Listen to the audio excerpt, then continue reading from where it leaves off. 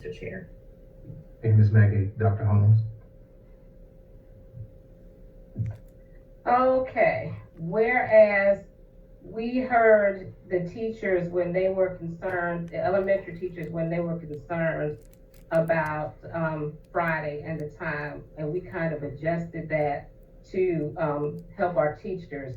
I've sat here tonight and I've listened to the the public part of our board meeting, and my heart just goes out to those teachers and families for the things that they're saying.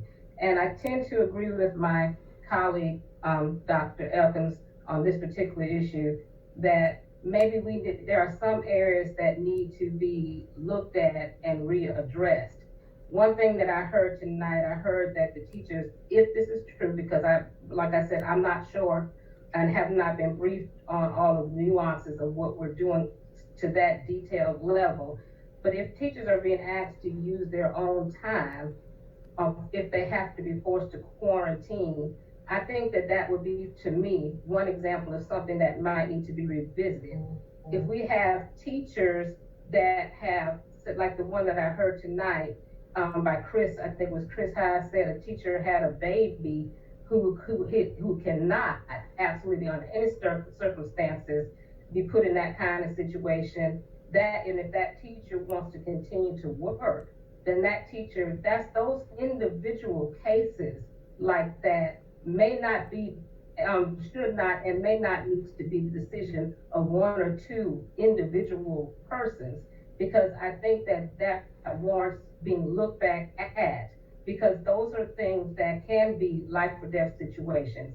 Having said that, I also understand that we are in a pandemic and we get letters and cards and notes from people who want this way and this way. And it is a very tough position to be in.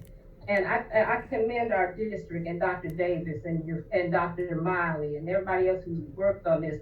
We held out for as longer than most districts held out. And even with that, I'm not saying, again, like I said earlier, that I don't think that there are some things that we need to look at from hearing these teachers' concerns.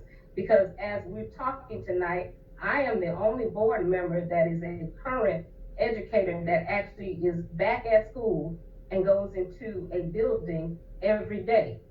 So I, out of everybody, understand your sincere concerns, and I know that they do too, but I'm living your concern.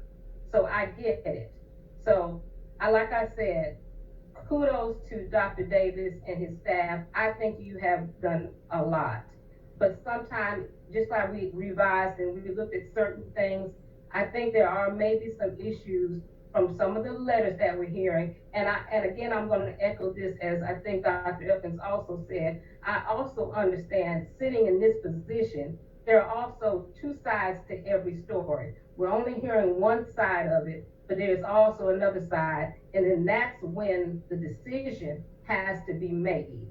But then when if something is so vivid, then maybe it does not need to be just looked at by one person, one or two people. Having said that, please know that if the crisis, in my opinion, I can only speak for myself as a board member on this part, if the crisis were to get to a situation where the numbers were egregious again and we just couldn't contain it, I don't think that there's any board member, including myself, that wouldn't pull the plug on phase two. I'm sure that they would agree with me on that, but I can't speak for everyone.